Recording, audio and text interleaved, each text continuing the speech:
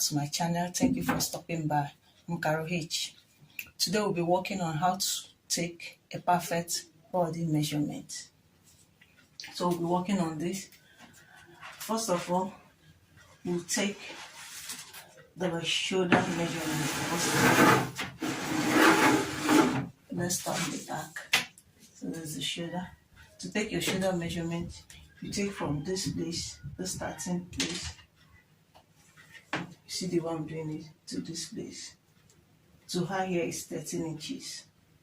For me, for her here is 13 inches. For me, mine is 14 inches.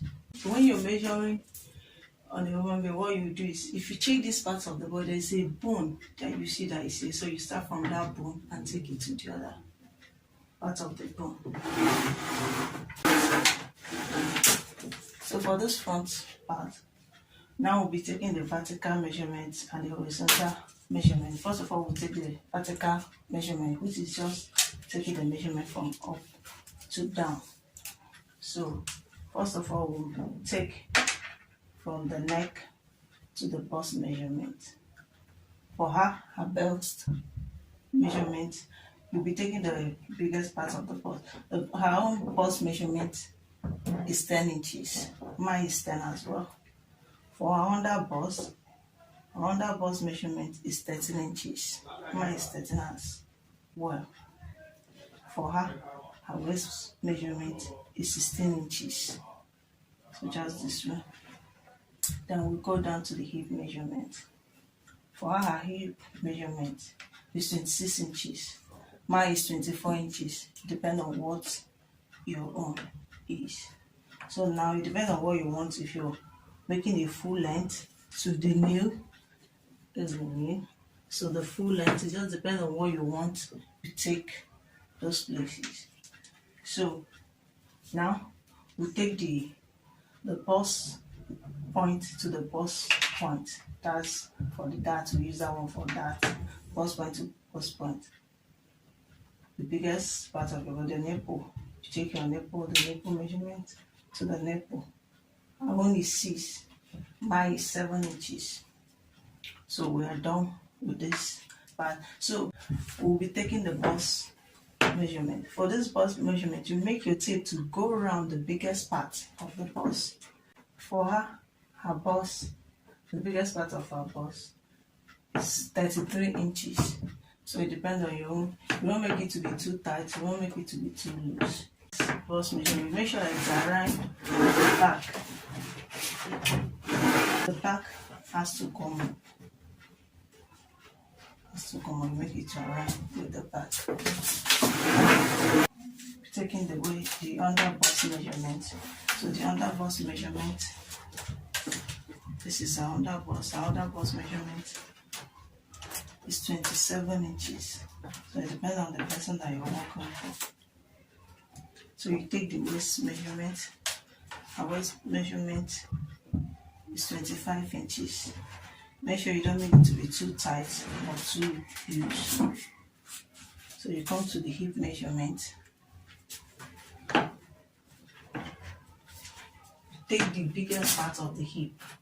The biggest part of the hip. Her hip measurement is 40. Make it not to be too tight or too loose. Down the back and make sure that it's even with the back. Don't make it to be too tight and don't make it to be too loose. If you're sewing a skirt, you'll be needing the measurement from your waist to your hip. So for her here is 10 inches. Mine is 8 inches. Or you can as well do it by minusing your waist length from your hip length. So if you minus her waist length is 16 inches, while her hip length is 26 inches. So if you minus it, you have 10 inches. Mine, if you minus it, you have 8 inches. So you can do it as well like that. We'll be taking the sleeve measurement. So for me, this armhole, if you want to take the armhole, you just make it to be a little bit loose like this. But me, the way I used to take my armhole measurement, I normally use the bust measurement of the person divided by 6 plus 1.5 inches. So that's what I use for the armhole measurement. So the sleeve, depending on this, if you want the short sleeve, you can make it to be 8 or 9 inches. So it depends on what you want. Then the long sleeve for mine is 23, mine is 24 inches. So here, to tie the sleeve, you make it in such a way that it will not pass this place. That's the way I make it. When you sew it, make it in such a way that it will be like this, so it will not pass around. It can stop this way.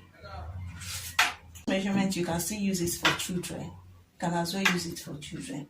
The only thing is that to get the waist of a child, you know, their waist don't normally show. You won't see the slim parts of their waist. So what you do is, from the navel is you come up by 2 inches or 1.5 inches. That's be the waist measurement of the child. That's where you take the waist measurement of the child. You can just tie something there, then measure it. Then every other measurement for the child remain the same thing. You can just use the same thing for the child. Thank you for watching. Like, subscribe to my channel. See you in my next one. Bye.